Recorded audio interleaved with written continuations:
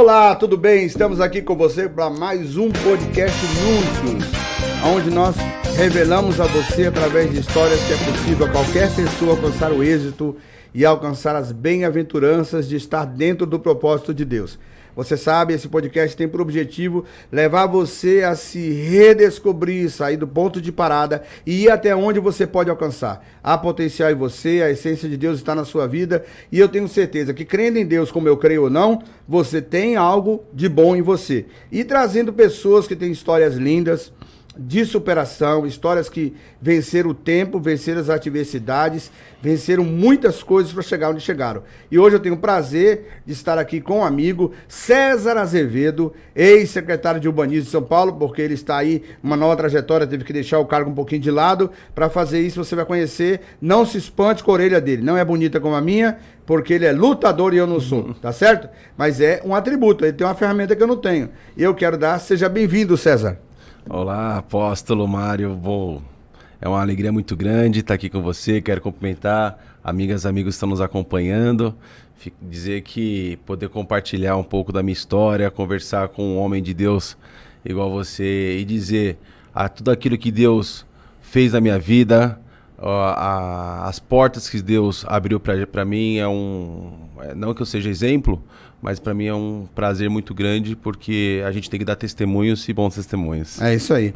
O César Azevedo, vou ler aqui um pedaço do currículo dele para não ficar cansativo. Você pode colocar a mão assim na boca. Vamos ler, que é muito pequeno, gente. É um livro o negócio. Ele é advogado há mais de 15 anos, com mais de 15 anos de experiência na área pública, foi diretor da Secretaria de Relações Institucionais e Desenvolvimento Metropolitano de 2007 a 2012, coordenou o Plano de Modernização e Reestruturação do IPEM em São Paulo, como assessor-chefe do Instituto de Pesos e Medidas do Estado de São Paulo, 2013 a 2014.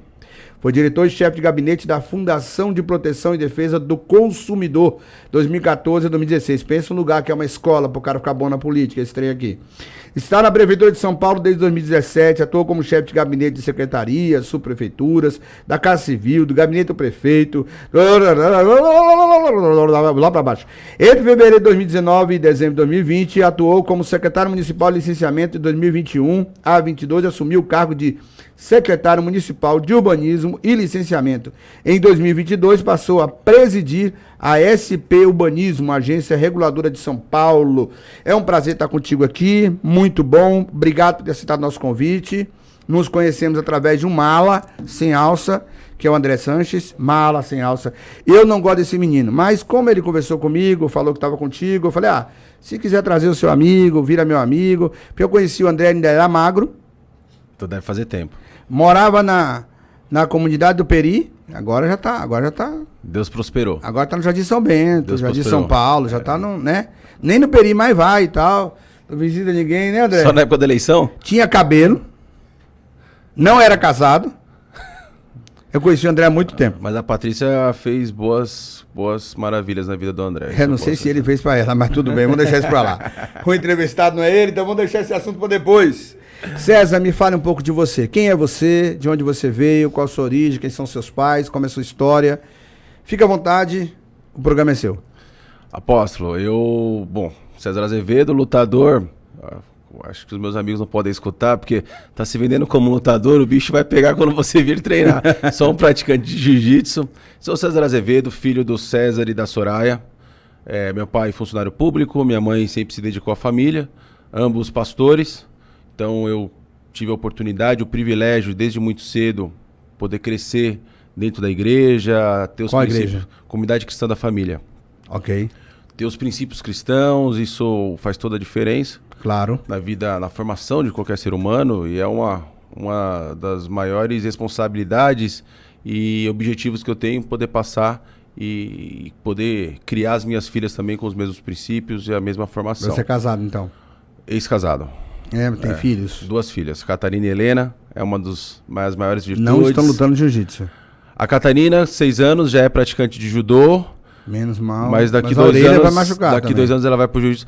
Tem um lutador muito conhecido no mundo do jiu-jitsu, chama Royce Gracie. É um dos maiores nomes do jiu-jitsu. Conheço ele. As orelhas dele não são deformadas. Uma vez, numa entrevista, perguntaram pra ele, por que sua orelha não é quebrada desse jeito, igual todos os outros lutadores? Ele respondeu, porque eu sei o que eu faço. Tem gente que bate numa deforma, a gente que apanha. Ótima resposta. A gente olha a orelha do Mike Tyson, por exemplo, não é deformada, porque o cara, ele bate, não apanha. Então a gente que apanha acaba machucando, algumas avarias acontecem e a gente acaba ficando eu vou guardar com essa voz muito boa. Falou, eu sei o que eu faço. Mas, apóstolo, eu cresci na igreja, eu morava, quando criança, no Jardim Tremembé, ali, uma travessa da Manuel Gaia, próxima a Cizefredo Fagundes. Nem conheço esse lugar. Não conhece ali? Não. É o melhor lugar do Brasil, Zona Norte de São Paulo. Eu sou bairrista, morador de Santana. Cuidado, continua... você vai pedir voto, não pode falar. Não, eu sou bairrista, adoro morar. Minha família tá em Santana, tá na Zona Norte, minha mãe, meus irmãos. Enfim, cresci, sempre estudei ali nos colégios públicos ali, Rafael, Cardoso. Depois, quando eu tinha ali perto dos 15 anos, nós mudamos para o Jardim São Paulo.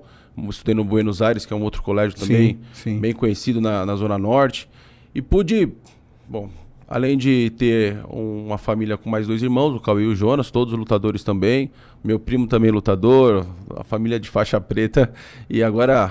O meu primo tá no MMA também, saindo na porrada. Então, desde pequeno, você foi, na verdade, forjado por 2 bases, né?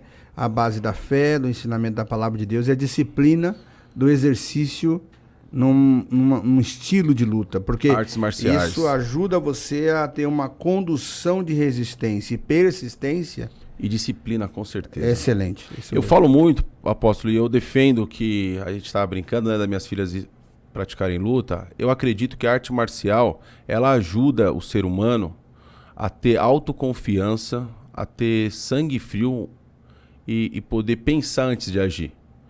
Porque a gente vê tantos episódios negativos acontecendo, porque muitas vezes as pessoas agem por impulso. Tem uma máxima no jiu-jitsu que a gente sempre fala, corpo quente, cabeça fria. Para a gente poder pensar e estar sempre preparado para tomar uma decisão e agir com sabedoria. E o jiu-jitsu, eu sou fã de artes marciais, já pratico boxe também, já lutei karatê, muay thai, mas por que gosto de jiu-jitsu? Porque é um jogo de xadrez. Então é assim como a nossa vida é um jogo de xadrez também. Sim. Você faz um movimento esperando que seu adversário vai fazer outro movimento e você já poder antever o que vai acontecer nesse jogo. E eu cresci aqui na Zona Norte, né, a região ali de Santana, depois da minha adolescência.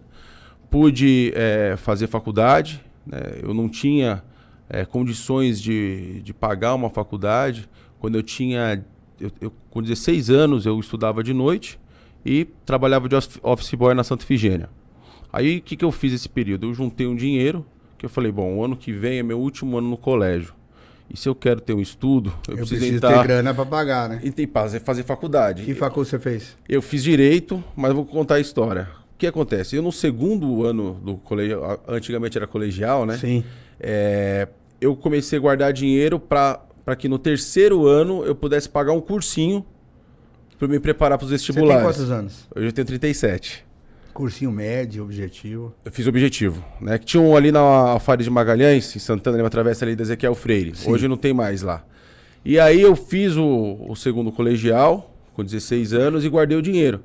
Chegou em dezembro, cheguei para minha patroa, lá na Santa Efigênia, eu falei, Silvia, eu preciso que você me mande embora, mas eu preciso que você me mande embora, porque eu preciso desse dinheiro da rescisão. Expliquei, ela falou, é isso mesmo? Você não tá me enrolando? Não é golpe, você não vai viajar, não vai pra bagunça, você não quer concorrer com... Não, é isso, eu preciso de dinheiro que eu quero estudar ano que vem. Mandou embora, paguei o cursinho. Então eu fiz o terceiro colegial de manhã e o cursinho de noite e de tarde. Eu ficava estudando para eu conseguir fazer faculdade. Infelizmente não consegui passar em uma faculdade pública, mas em todas as outras universidades privadas eu fui aprovado. Como as minhas notas foram boas nos vestibulares, com exceção do Largo São Francisco, que não deu certo, eu consegui bolsa de estudo. Então, não é que não é boa, é que o nível de exigência de nota deles é fora do normal. É muita concorrência. Largo São Francisco é muita coisa. E aí o que acontece? Consegui bolsa de estudo e ingressei na faculdade particular mesmo. E aí eu pude... meu pai, ele era militar e ele trabalhava na segurança do governador José Serra. E eu falei, pai, eu queria estagiar com procurador, ele me Qual colocou... faculdade você fez? Fiz na Unip, fiz direito na Unip. Aqui em Santana, Santana, na Vila Guilherme, na verdade, Vila né? Guilherme, em cima, naquela ruazinha ali. Isso, Amazonas da Silva. Sim. Perto ali atrás do... difícil de estacionar. E ali atrás do Center Norte. Você sabe que quando foram construir da Paz ali, né? aquela base ali, eu tive uma reunião na época com uma pessoa que era ligada à direção-geral da Unip, que começou ali, estava ali em Alphaville, e eu falei para ele, rapaz, você escolheu um lugar muito ruim. Ele falou assim, vai virar lá, você vai ver. Eu falei, então tá bom. E o duro que virou mesmo, né? Virou mesmo. É o terceiro maior campus de São Paulo. Essa eu não sabia. Em termos de resultado. Essa eu não sabia. E aí, Apóstolo, eu comecei a estagiar no Palácio do Governo, né? Lugarzinho ruim para começar. Deus sempre me abriu boas portas, eu tive a oportunidade de conhecer pessoas Claro. com experiência, com capacidade técnica, e eu tenho uma máxima para mim. Eu tenho que estar perto de pessoas que agregam alguma coisa na minha vida. Eu não fico perto de alguém que não me agrega nada. Ou é uma relação profissional, isso que pode me ajudar, ou é uma pessoa extremamente inteligente, eu vou aprender com essa pessoa, vai me fazer bem, porque eu gosto de conversar com pessoas que têm conhecimento, têm experiência. Ou é uma pessoa extremamente engraçada que vai fazer eu rir.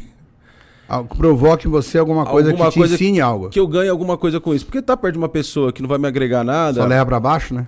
Pra que isso, né? A âncora basta os problemas que a gente não tem são que poucos. desviar. Não são poucos mesmo. Então eu pude me aproximar de algumas pessoas e sempre com aquele sentimento de aprender, aquele sentimento de gratidão, de humildade. Eu pude conhecer um pouco. Deus abriu as portas, eu tive a oportunidade de ocupar alguns cargos. Foi quando eu viro diretor administrativo da Secretaria de Relações Institucionais e depois da Secretaria de Desenvolvimento Metropolitano. E aí eu começo a conhecer um pouco mais de cidade. Nesse meio tempo, eu me filiei ao PSDB. Naquele momento, o PSDB tinha líderes... Era a maior força de São Paulo também. A gente tinha líderes, né? Era o final do governo Fernando Henrique Cardoso. Nós tínhamos José Serra voando. O Mário Covas já tinha falecido, mas ainda estava muito fresco na nossa memória. Até hoje está vivo, né? É que as gerações agora, quando você fala de Mário Covas, mas Mário Covas é uma referência nacional. Trabalhei um bom tempo né? com ele. Você trabalhou com ele? Então teve um privilégio grande. E eu conheci o Bruno Covas. E nesse interim, eu trabalhava e acompanhava o Bruno, fazia as campanhas do Bruno Covas. Primeira campanha de 2006, a deputado estadual, depois a reeleição dele. E aí foi indo e a gente foi sempre trabalhando, eu fazendo campanha pro Bruno e tocando minha vida no governo. Da Secretaria... Preenchendo os espaços. E trabalhando, dando meu máximo, porque... Aquele pensamento, né, que a gente escuta muito e eu tenho isso pra mim. O que eu for fazer, eu tenho que ser o melhor. Isso pra mim é até motivo de terapia, porque eu não sei perder, eu não sei errar. Então, se eu vou fazer alguma coisa, eu tenho que ser o melhor. Se eu souber que tem alguém melhor que eu, se eu respeitar a pessoa, ok. Se for um Royce Gracie, tudo bem, ele pode ser melhor que eu no jiu-jitsu. Agora... Modesto você. Eu acho que o pessoal que tá assistindo esse podcast... Vai me pegar na rua. Devia chamar ele pra uma briguinha. Pra dar uma baixada de bola nele, que ele só quer o Royce Gracie, só isso, hein? Mas, Apóstolo, eu tenho que ser eu tenho que dar o meu máximo no que eu faço. E aí eu fui me dedicando muito, estudando, concluí a faculdade, aquela coisa toda, e eu fui para o Instituto de Pesos e Medidas, que é o Inmetro em São Paulo. Sim. O Inmetro é uma entidade federal que ele delega as suas funções para autarquias estaduais, que são os IPENs no Brasil todo. Lá que você conheceu o Alexandre Mondonesi? Lá você conhece o Mondonesi também? Conheço, aí muito bem. Fizemos faculdade juntos. Ah, é? Você é economista Mackenzie. ou filósofo? Economia. É que ele fez Mackenzie. as duas, exato. E eu trabalhei com ele, fiz uma parceria muito boa com o Mondonesi. Ele me trouxe ali para o IPEM, a gente modernizou todo o Instituto de Pesos e Medidas do Estado, reformamos, trocamos as regionais, são 14 regionais, sabe? Viajei o Estado, viajei o país, porque eu tinha as reuniões do Inmetro, pude conhecer um pouco mais de gestão. O Alexandre Mondonesi é um técnico muito bom, tem uma capacidade cognitiva gigante, uma inteligência cognitiva gigante, e pude conhecer um pouco de gestão com o Mondonesi. De lá eu fui para a Fundação Procon, num acordo do Bruno Covas com o falecido deputado Campos Machado. O Bruno fez um acordo lá com ele, me indicou para ser chefe de gabinete do Procon. Pude conhecer um pouco mais de política pública, mas mais próximo das pessoas. Corpo a corpo. Porque os outros cargos que eu ocupei eram mais hoje distantes. Em inglês é o B2B, né? É exato, B2B. Da vida pública. Os outros cargos que eu havia ocupado me deixava longe das pessoas. O Procon, eu fui conhecer de perto o consumidor. Você estava na casa do Egito aprendendo a governar e depois você foi andar com o povo para saber como eles sofriam. Como andar no deserto, né? E o consumidor que procura o Procon, ele é o menos favorecido sempre, né? É uma relação desproporcional, Vulnerabilidade total. Gigante. De lá, o Bruno vira vice-prefeito. E aí ele me chama para a prefeitura. Nesse período aí de Procon, acontece um episódio na minha família, que eu perco meu pai, de uma maneira trágica, num assalto. E isso me destruturou muito grande, de uma maneira muito grande. Nesse período todo, apóstolo, eu sempre, como eu disse para... Isso porque ele é militar. Pois infelizmente, ele pegou uma moto minha emprestada, que eu sempre fui fascinado por velocidade, andava de moto, e ele acabou sofrendo um assalto e perdemos meu pai no assalto. Foi reagir.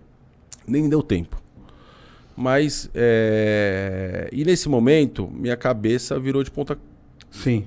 Eu virei de ponta cabeça, minha vida bagunçou. Imagina, eu lembro, claro, não tem como esquecer, 9 de agosto, um sábado, véspera do Dia dos Pais, toco o telefone do hospital, minha mãe, seu pai deu entrada no hospital. Eu falei, nossa, deve ter sofrido acidente, vamos pra lá. Quando chega, a gente descobre que ele havia falecido. Pô, aquilo bagunçou a família inteira. Imagino. E eu mesmo, e aí eu questionei muito Deus nesse momento. Imagino. Mas não foi um questionamento de revolta. Foi um questionamento, sabe quando o pai que corrige o filho, ou o pai não deixa o filho fazer alguma coisa, e o filho fica perguntando por quê? O filho não deixou de amar o pai. Sim. Mas o filho pergunta por quê? Só quer entender, né? Por que isso? E era esse meu questionamento com Deus. Deus, por que meu pai? Era pastor, era uma pessoa exemplar, um bom ser humano, se dedicava, mas por quê? E nesse momento, dentro do César, começou uma série de questionamentos, de bagunça, eu me perdi, parei de treinar, não tinha vontade de voltar para casa porque... Período de depressão. Olha, eu nunca fui diagnosticado com depressão, mas eu acho que é um mergulho gigante. Só queria saber de trabalhar, mergulhei no trabalho. Minha mãe, claro, assim como todos nós, sabemos que a nossa força... Quantos irmãos vocês são? Nós somos em 3. Eu, Tudo homem? e o Jonas, tudo homem. Eles são mais novos que eu acabo meio que tomando a frente da família, assumindo meus irmãos, minha mãe. E minha mãe, claro, como toda boa serva de Deus, sempre, nossa força está em Deus, temos que... Quando eu fui, 2 semanas depois que meu pai faleceu, voltei na igreja, foi muito ruim para mim voltar na igreja que meu pai... Imagino. Mas assim, me destruiu. A CCJ ali é... CCF. CCF é a... Onde ela ficava? Ali na Guacá, não? Exatamente, era na Guacá. Do apóstolo... Do pastor Cláudio Normarques. Ah, você é discípulo do apóstolo Cláudio Nor? É muito... Minha mãe é lá ainda. É meu amigo há... É mesmo? 15, 18 anos. Eu já preguei ali. Ah, é? Eu que apresentei o pastor que cuidava daquele prédio, que era o... que apresentou pra ele ficar lá. Ah, depois, quando ele sai Na Guacá mesmo. Que aí depois ele foi lá pra frente. frente. Foi Santana. Isso, em cima do buffet, do cartório. Do cartório. Que depois eu virei o buffet. Isso. Aí ele sai e vai pra aquele prédio. Foi eu que apresentei pra ele. Minha mãe morava em frente. Naquele condomínio, E o pastor de lá queria passar a igreja pra mim na época. E eu chamei o Cláudio Novo e falei, aqui é um lugar que dá legal pra você. Porque pra mim não dá, porque eu tava cá embaixo. Na Vila Palmeira. Que legal. E agora ele tá aqui na travessa atrás do Boi Maiado. Exatamente, bem ali atrás do Boi Maiado. Onde era a igreja prédio próprio do Paulo ali. Tavares na década passada. Num prédio próprio ali. Estivemos junto agora, faz 20 dias, no enterro do Bispo Edgar, lá em Atibaia. Eu não sabia. É meu amigo. Minha mãe eu acho. Minha mãe, eu acho que sim. Dificilmente o Cláudio Norte vai ser amigo de alguém. Ele é gente boa demais. O muito menino dele também é muito Daniel bom. Marques. Que tá na igreja, muito Tomamos bom. café outro dia com o Daniel. Ele já me ligou 50 vezes pra ir lá tomar café atrás com ele. Nunca vou lá. Eu gosto de tu, cara. Você é gente boa. Você é crente. Você é um menino crente. Ele me conhece, sabe quando eu falo isso. Mas voltar naquele prédio foi muito ruim pra mim, apóstolo. Imagino. E em vez de me fazer bem, me fez muito mal. Então aquilo fez eu me fechar. Comecei a chorar, fui embora. E aí, o que foi pior, como eu cresci naquela comunidade, na minha família, cresci ali, todo mundo começa a me ligar. Aquilo aí terminou de me arrebentar. Mas é um momento muito difícil, porque as pessoas querem ser condolentes e não sabem. Ligo ou não ligo? Exatamente. Ligo ou não ligo, né? Eu tenho uma pastora nossa agora que faleceu, o pai dela. A gente já sabia que ele estava em estado de de falência, um senhor de idade, mas ela era muito apegada com o pai. E eu não pude ir no enterro. Que é uma coisa que eu nunca faço, assim. Eu viajo para outro país para enterro de amigo. E aí eu não consegui ir. Depois eu mandei mensagem para ela: não, eu entendo, a gente está tudo tranquilo, estamos orando. Aí eu falei: filha, você quer alguma coisa, quer ajuda? Eu não sei o que dizer. Aí eu fui, encontrei com ela, falei: não quero falar nada, eu só queria que você me desse um abraço. Ela botou a cabeça aqui, ela é pequenininha, abraçou, chorou.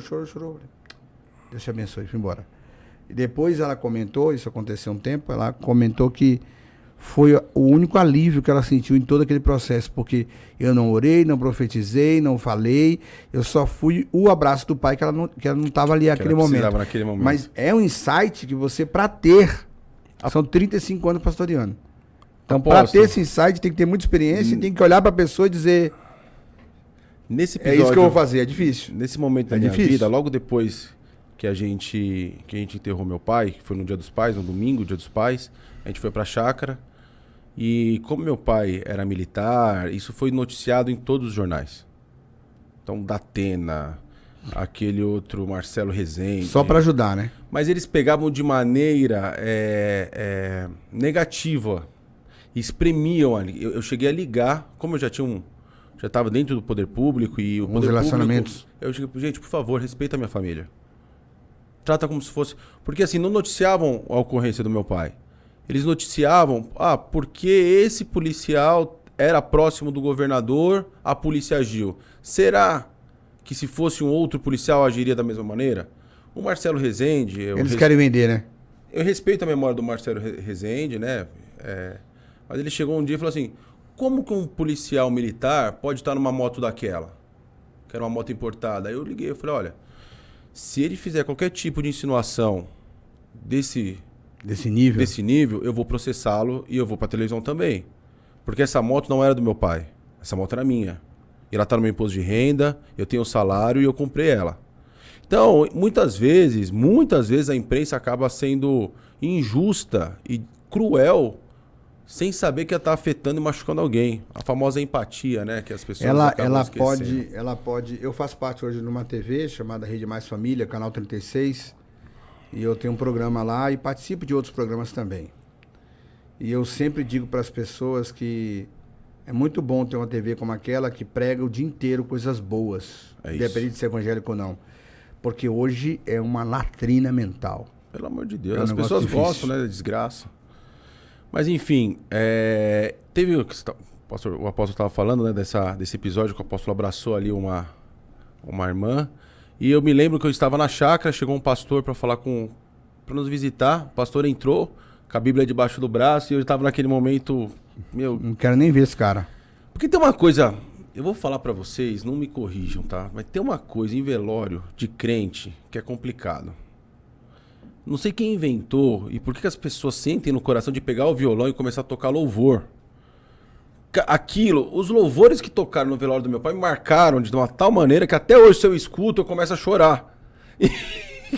E eu falei: ele vai querer louvar, vai querer falar alguma coisa. Mas aquele pastor foi tão sábio, apóstolo, que ele chegou, ele sentou na sala e a gente tem que servir café, aquela coisa toda. Ele falou: não. Assim como aconteceu com o Jó, quando ele estava deitado, os amigos chegaram, olharam para ele: só vim aqui chorar com você. Eu não tenho nada para falar, porque eu não tenho o que falar para vocês. Sim. O que eu pudesse falar, vocês já sabem. Ou então chega para você e fala assim: ai, meu filho, entenda. Ele era tão bom que Deus levou ele para lá. Isso é a frase mais... Chega até a arrepiar. É a frase mais horrível que existe. Ou é a vontade de Deus. Tudo bem, nada acontece se Deus não permite. Mas como você vai falar que é a vontade de Deus no momento que a pessoa está tão fragilizada e doendo tanto por ser a vontade de Deus? A gente entende. Mas quando ele falou aquilo, ele falou: eu não quero falar nada, eu só quero vir aqui, sentar com vocês. Eu amava a vida do pai de vocês, eu amo a vida de vocês. Eu vim aqui chorar com vocês. Só isso. Acabou. A melhor coisa que tem. Posso fazer uma oração? Claro, fez uma oração, foi embora. Aquilo me marcou tanto que eu nunca vi, nesse momento, eu não tinha visto ainda alguém tão sábio como o pastor Toninho ali, da Igreja Deus de Maravilhas. Um branquinho, baixinho? De cavanhaque. Eu conheço a meia dúzia de pastor. E o filho dele também é pastor, né? O Antônio Paes, né? Eu não conheço o Antônio, só conheço o pai. Tá em Orlando agora. Eu conheço uma meia dúzia de pastor.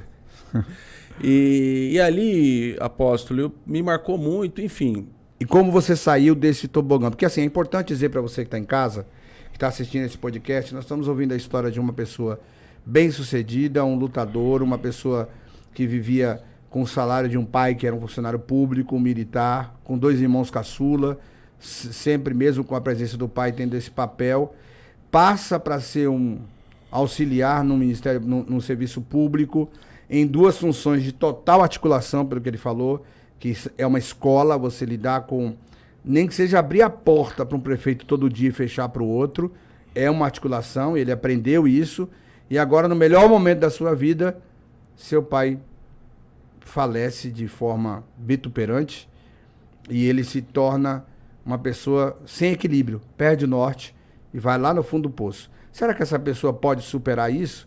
Como superar? Vamos ouvir. César Azevedo contando para você a história de superação. Bom, aí, fiquei 2 anos sem andar de moto, né, porque meu pai...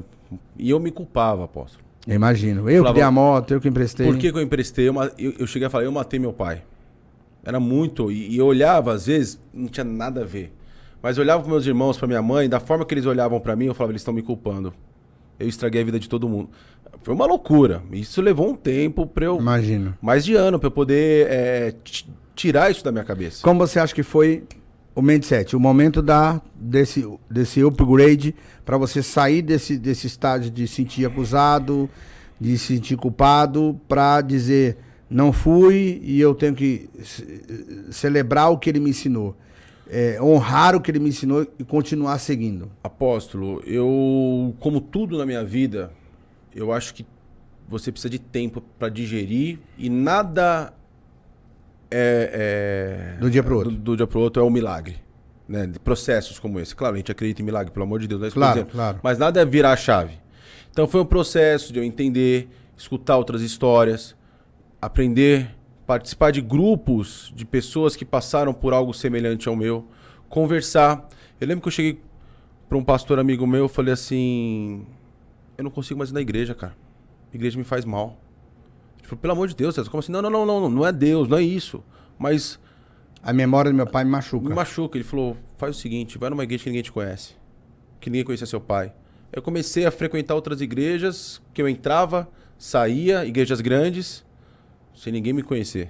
Porque eu não queria ninguém me abraçando. E aí, como você tá? Ou alguém fala, eu lembro do seu pai. Naquele momento eu não precisava, não podia. Sim. E o trabalho, né? Trabalhando bastante, a família, meus irmãos. Eu venho da melhora da minha mãe. Eu venho da melhora dos meus irmãos, conseguindo ajudar minha mãe. Poxa, minha mãe ficava em casa. O que a gente fez? Compramos uma van escolar para minha mãe poder ocupar a cabeça. Quando eu vejo que a mãe para de ficar em casa naquele sentimento, né, de uma mulher a vida inteira só no lar, né? E até hoje minha mãe é ativa, mas naquele momento ela vivia. Minha mãe não sabia tirar dinheiro do banco. Eu lembro que fazia uns meses que minha mãe morreu e eu até de maneira injusta. Porque a gente acaba sendo injusto às vezes. Quebrou o portão da casa dela, né, o portão. E ela me ligou, porque seu pai estivesse aqui. Eu falei, mãe, ia mudar o quê? Não ia quebrar o portão? Para de chorar, meu, levanta a cabeça, vamos embora. Até hoje minha cunhada é carioca, ela fala assim, Anitta, o André conhece a Anitta, fala, o Cezinha é o filho escroto da família, que tudo com ele na base da porrada. Eu falei, não é na base da porrada, porque às vezes a gente tenta ser objetivo e mostrar que a gente tem que pensar de maneira fácil como sair do problema. Mas, apóstolo, aí eu... tive a minha primeira filha também, a Catarina, e é uma coisa muito doida, porque até hoje, nos momentos que eu tenho problema na minha vida, eu não sinto muita falta do meu pai. Isso vai fazer 10 anos que o pai faleceu, agora em agosto. Mas quando eu tô em momentos bons, momentos de conquista, de vitória, eu sinto muita falta do meu pai. Porque eu queria que ele visse ou participasse da compra de um carro novo, de uma viagem, de um nascimento de um neto, de uma promoção, ou com meu pai... Eu sou político, né? Eu gosto de política e hoje eu posso dizer que eu sou político por influência do meu pai. Meu pai era apaixonado por política. Claro. Fazia sempre campanhas eleitorais. E nesse momento da minha vida que eu estou mergulhando na política, eu queria muito que meu pai participasse comigo nesse momento. Você sabe que... eu não sei se chegou a fazer terapia ou no psicólogo. Faço até hoje. Eu sou terapeuta, sou psicanalista também. Pastor, inclusive, que é o meu terapeuta. Pastor Ronildo. Eu sou dessa linha também, eu estudei isso. Eu não clinico. Eu faço mentoria só. Eu não clinico, porque para mim foi uma ferramenta para fazer o que eu faço. com as igrejas que eu atendo, os pastores, e bom, estou aqui para falar de mim e falar de você. Mas uma coisa que eu digo sempre para as pessoas, que a melhor forma de você alavancar alguém do abismo para um outro nível com relação à perda de alguém, é você não falar da pessoa como alguém que partiu, mas falar da pessoa como um legado deixado. Então assim, o meu pai era assim, assim, assim, esse era o defeito. Qual a coisa boa? Meu pai me abraçava. Pai, lembra que seu pai está te abraçando agora. É isso. Lembra que ele te ensinou isso, valor. Isso vai fazendo você lembrar dele como uma memória afetiva boa. Seu cérebro vai dizer para outro neurônio, apaga essa sombra e joga a luz aí, porque esse é o caminho. Acredito muito nisso. E até, apóstolo, bom, a gente acredita na salvação, na vida eterna, óbvio. Claro. Mas ninguém sabe como vai ser lá, evidentemente, porque aquilo que nós imaginamos... 100% só ele. São de revelações que... Então eu acredito que de alguma maneira, sei lá, não sei nem se é certo ou errado, meu pai sabe as coisas que acontecem aqui. E eu vou me encontrar com ele. Espero demorar para me encontrar com ele. Não vou teologizar o que você está dizendo. Mas de alguma maneira, eu acho que quem tá... Depois que você chegar lá, vocês vão celebrar. Vocês vão celebrar isso. Eu espero que demore para eu reencontrar meu pai. Sim. Não gostaria que fosse amanhã. Melhor esperar um pouquinho. Que Jesus volte antes e aí o arrebatamento aconteça, aí ok. Todo mundo vai para lá. Se for coletivo, eu topo. Mas se for individual, eu prefiro demorar uns anos aí, umas décadas, porque eu até acho que tem muito para viver. Claro, claro. Mas acredito que isso começou, meu pai vai estar lá, Deus cuida da gente. Aí você começa a ver em pequenas coisas a mão de Deus. Aí você fala, puxa, eu não sei por que Deus preferiu fazer dessa maneira. Eu não sei qual foi e qual é os propósitos de Deus, mas a gente sabe que a vontade de Deus é perfeita e é agradável. Vou te fazer uma pergunta. E eu tenho que concordar com isso. Eu vou te fazer uma pergunta que eu li num filósofo cristão. Ele era francês, mas vivia nos Estados Unidos. Que ele disse o seguinte: existem pais tão bons que precisam morrer para os filhos se tornarem iguais. Isso é pesado. Na luta, quando a gente fala isso é pesado na luta, que isso é impactante, isso é forte. Eu fiz Kung Fu há muito tempo. Então o apóstolo sabe, estamos em casa. O que eu tô querendo dizer com isso? Quando eu li isso a primeira vez, eu não me lembro agora, estou tentando lembrar o nome dele, que eu sou péssimo pro nome. Eu entendi que, assim, às vezes o pai que abriu a porta, o pai que indicou, o pai que cuidou, cria uma relação paternal tão poderosa, mas tão aprisionável, ou tão fechada, que dentro da... Por exemplo, eu tenho 50 anos. Eu tenho 4 filhos. Tenho um de 25, um de 19, um de 12, e tenho a minha menina que eu criei de 23, que já me deu 2 netas. Todos formados já, tá? Já, todo mundo caminhando. Passou a parte difícil. Mais ou menos. Aí o que acontece? Filho criado, trabalho dobrado. Você vai chegar lá, fica tranquilo. O que acontece? Eu tenho uma dificuldade hoje de lidar com o Miguel, que tem 12 anos. De não ser o moderador da vida dele, no sentido de aprisioná-lo. O mais velho, eu arrumei a mala, botei na porta, falei, aluga a casa e vai. E aí, por quê? Porque ele chegava e me dizia, pai, eu quero fazer isso. O que é isso? Mas o mais novo, ele não pergunta igual aos antigos. Pai, eu quero fazer. Pai, tô fazendo isso aqui. Aí ele me mostra, eu fico olhando, que é esse aqui. Aí ele me mostra, eu fico olhando e falo, o que é isso, filho? Assim, não é porque eu não sei o que ele está fazendo. Então, às vezes, eu me preocupo, depois que eu li sobre essa filosofia, eu tento muito tomar cuidado para não ser... e no mundo espiritual é assim. Eu tive a oportunidade de trabalhar com alguns políticos na minha vida. Eu não sou muito experiente nesse assunto, mas algumas coisas eu fiz. E eu ajudei muita gente a chegar onde chegou. Hoje eu entendo que era mais uma mentoria, mais uma revelação de Deus, uma graça para indicar o caminho. Mas eu tinha um defeito muito grave. Por exemplo, eu conheço o André. Eu ajudei o André. Fui eu que disse isso para ele. Quer dizer, eu não tinha que dizer isso. Quem tinha que dizer que eu fiz foi o André, não eu. E eu não falava isso com maldade. A minha forma de falar, né, era uma forma de dizer assim, poxa vida, que eu consegui ajudar alguém. Quando falamos do Mondonese, foi calouro nosso. Então assim, eu já estava no diretório quando ele chegou. Então, tem toda uma história aí contada. Mas eu falava isso e parecia que eu estava querendo o louro do que eu fiz. Hoje eu entendo isso. Então, na paternidade espiritual, você tem que aprender isso.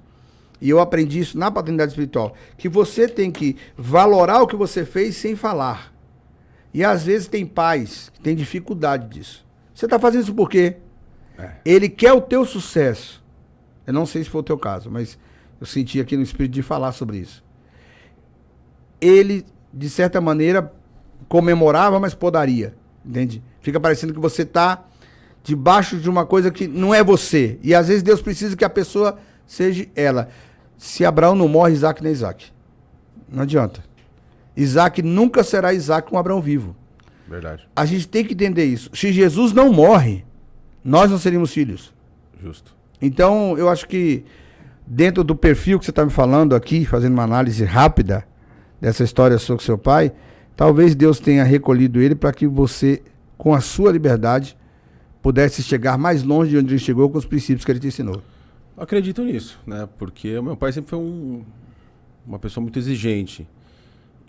Ainda mais comigo. Que era no mundo de hoje, então? Não, que era o filho mais velho.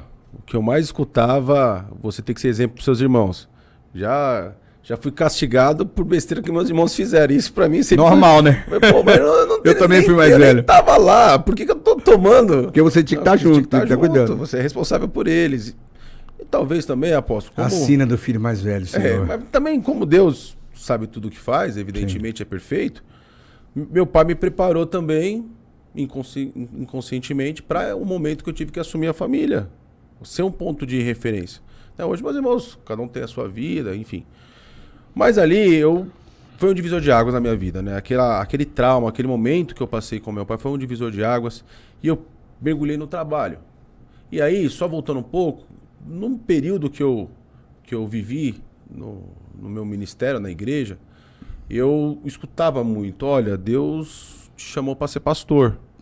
Aquilo para mim sempre dava um nó na minha barriga, que é uma baita de uma responsabilidade. Meu Deus nada, pastor é tudo vagabundo. Eu não falaria isso. Eu aposto que tá dizendo, não sou eu. Eu me responsabilizo pela pessoas da luta. É o que as pessoas dizem, né? Que o pastor não faz nada, é vagabundo. Não só isso, a responsabilidade que o pastor tem de pastorear, a responsabilidade que tem sobre as ovelhas é algo que para mim me intimidou. Eu imagino.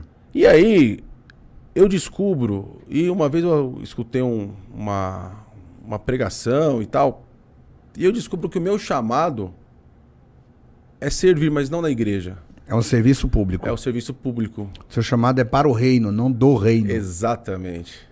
Né? E isso para mim, assim, bateu muito no meu coração isso. Eu falei, pô, essa pregação veio para mim e eu vejo que o meu sacerdócio, claro, não tô falando que eu não vou estar na igreja, óbvio que não, mas é servir no público as pessoas. Eu sou um social-democrata, apóstolo. O que é um social-democrata? E eu acredito que todo cristão deveria ser social-democrata. Eu respeito quem não é. Mas por quê? O social-democrata, ele tem como objetivo a ação social, cuidar da viúva. Né? Não é bíblico isso? Né? Sim, Tiago. Nosso. Tiago. Então nós temos que cuidar do social.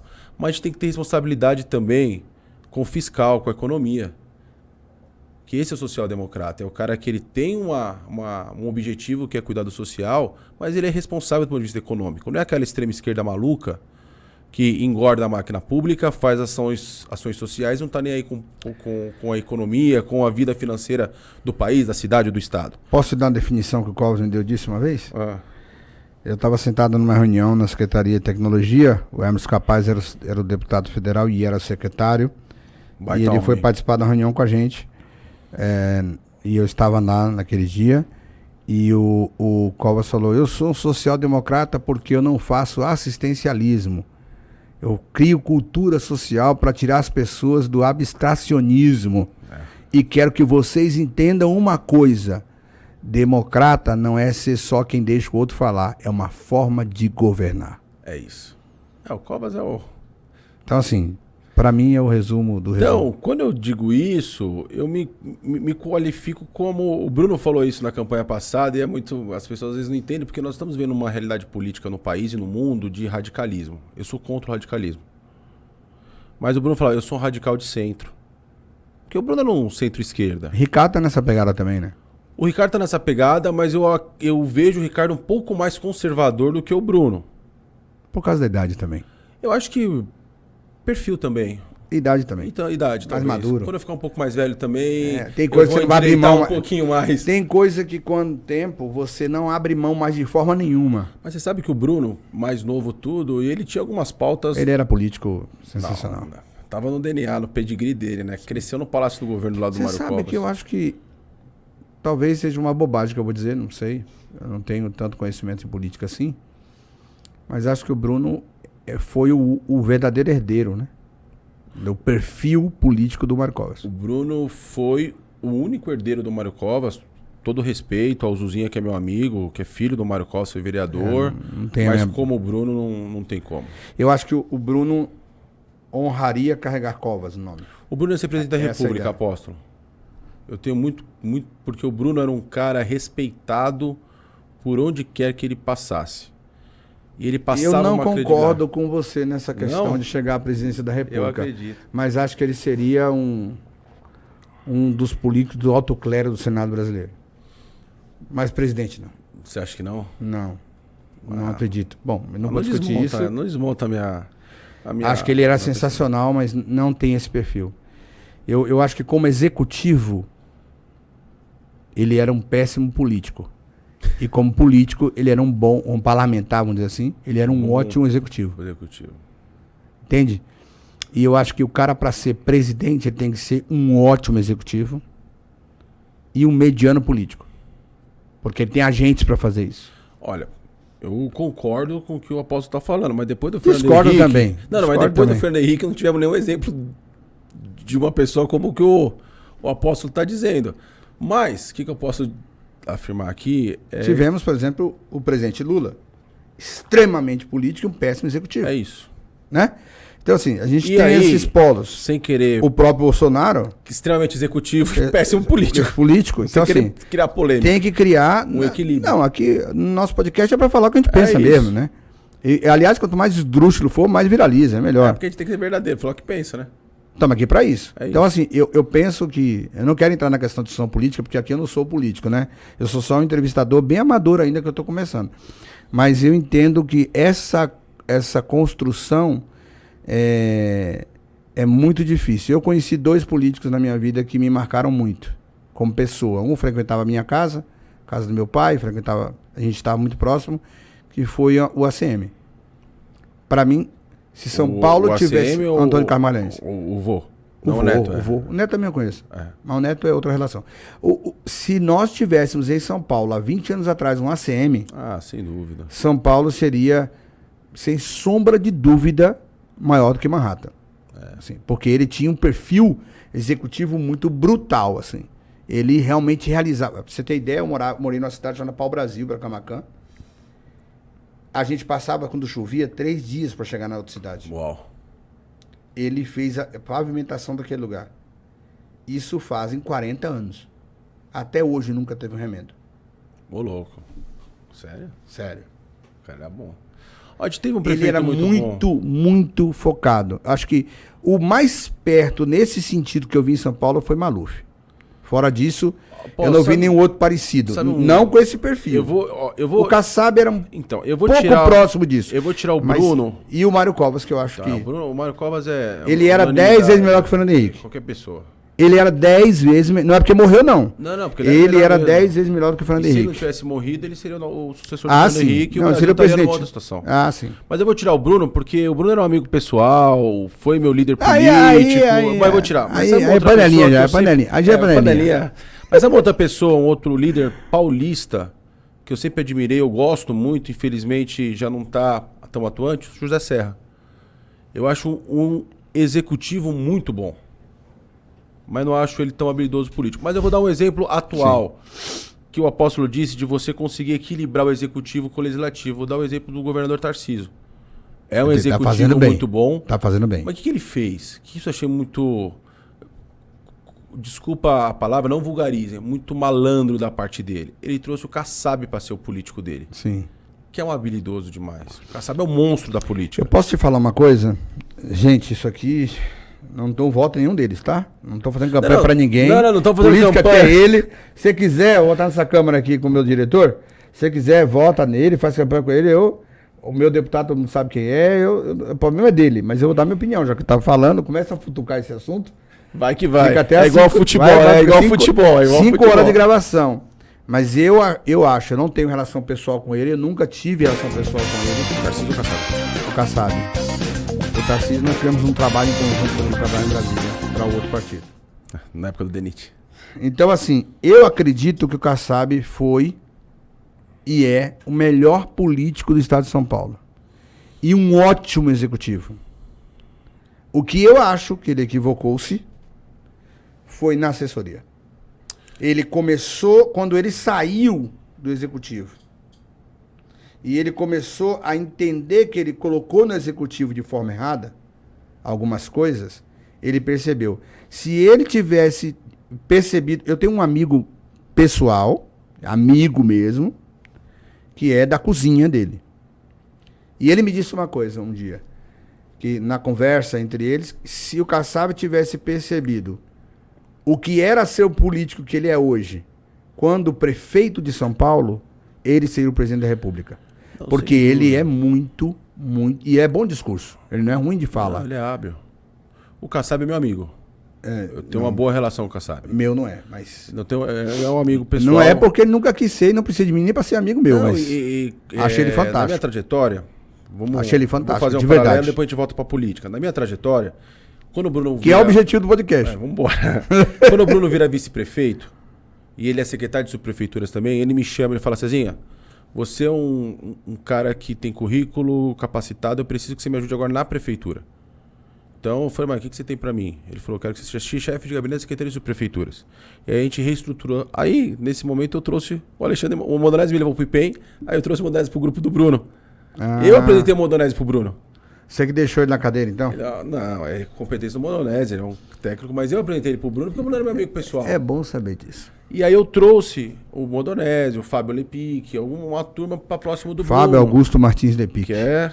Direito Mackenzie. Que é da sua Ex-presidente faculdade João Mendes também. Júnior. E aí, Apóstolo, a gente começa a trabalhar aí diretamente com o Bruno.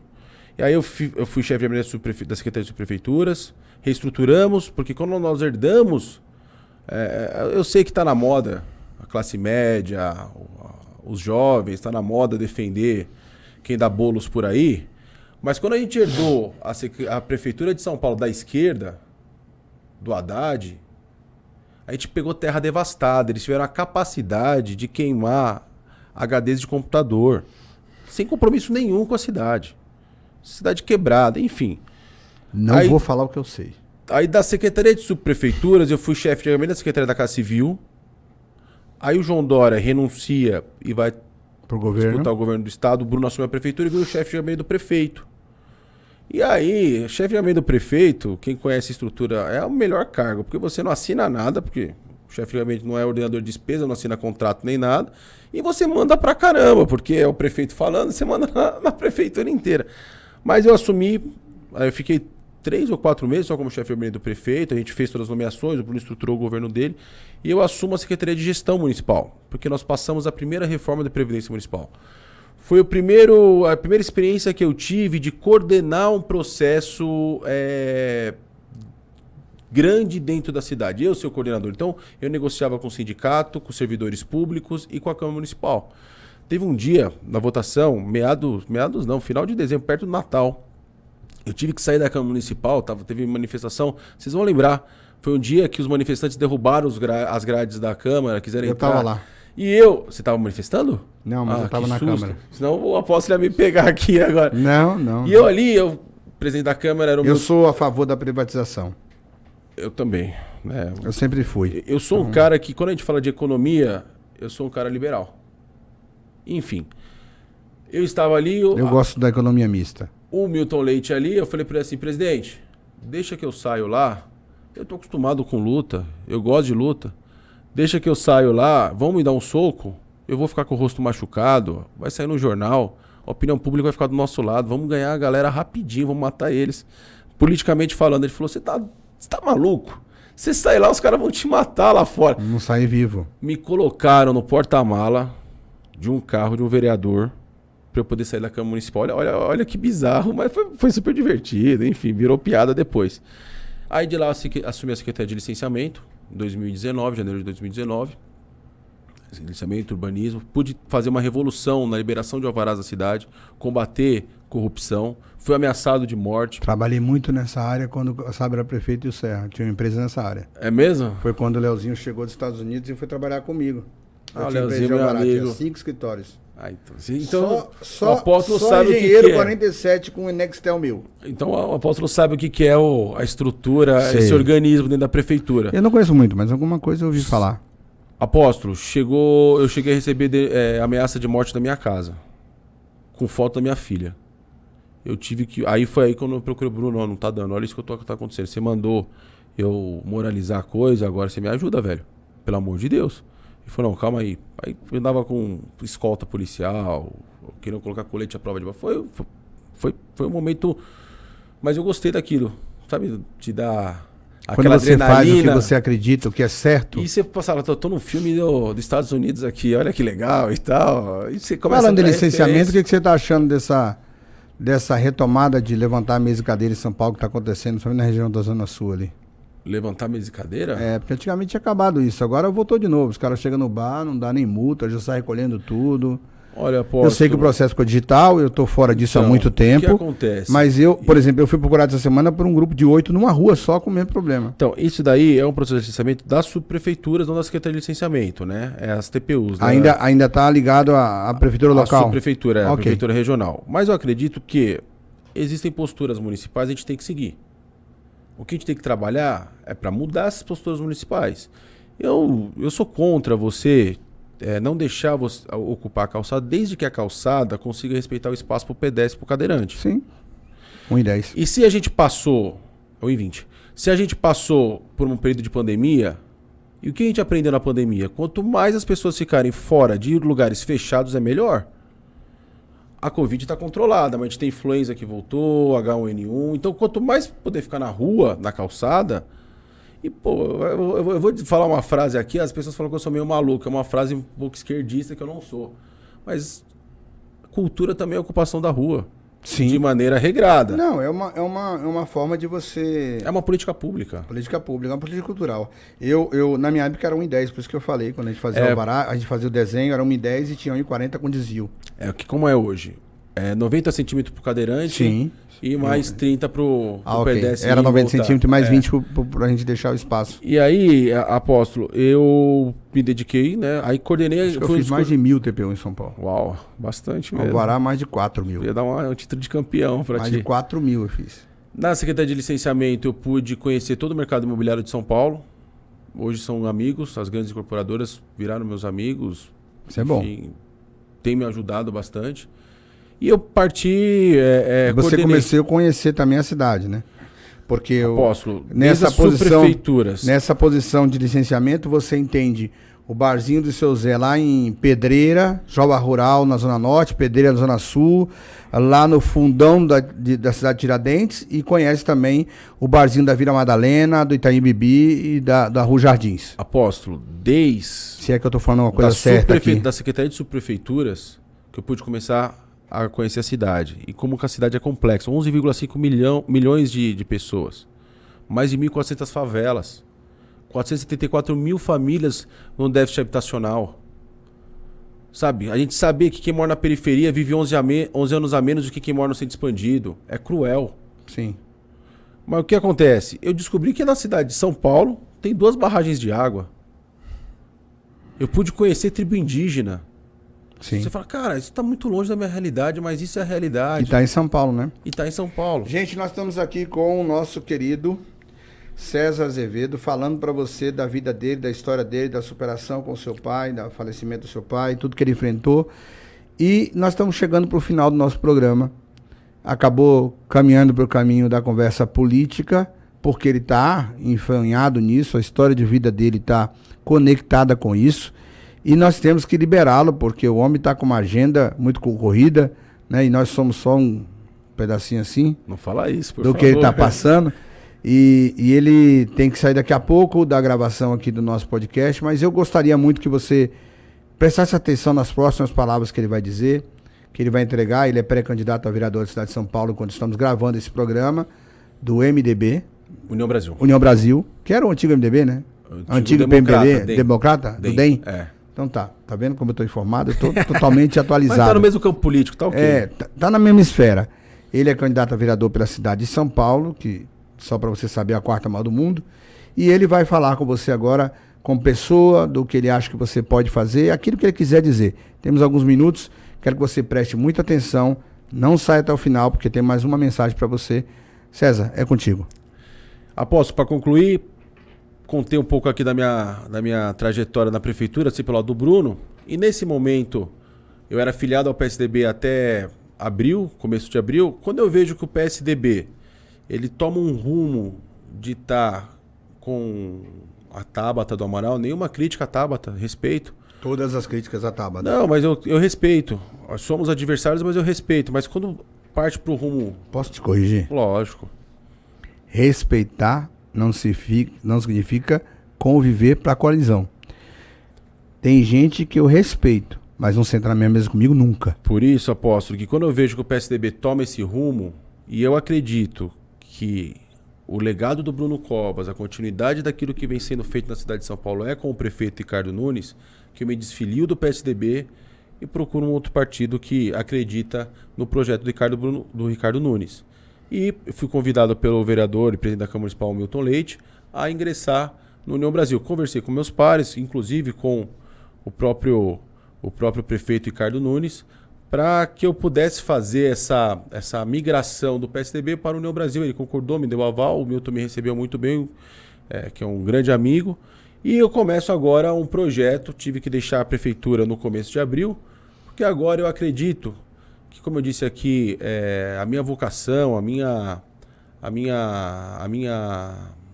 meu trabalho, o meu chamado é me dedicar para as pessoas, e eu gosto do que eu faço. Eu aprendi com o Bruno Covas que a melhor obra... Ele falou que ele aprendeu com o vô dele, né? Com o Mário Covas, que trabalhou, foi próximo do apóstolo.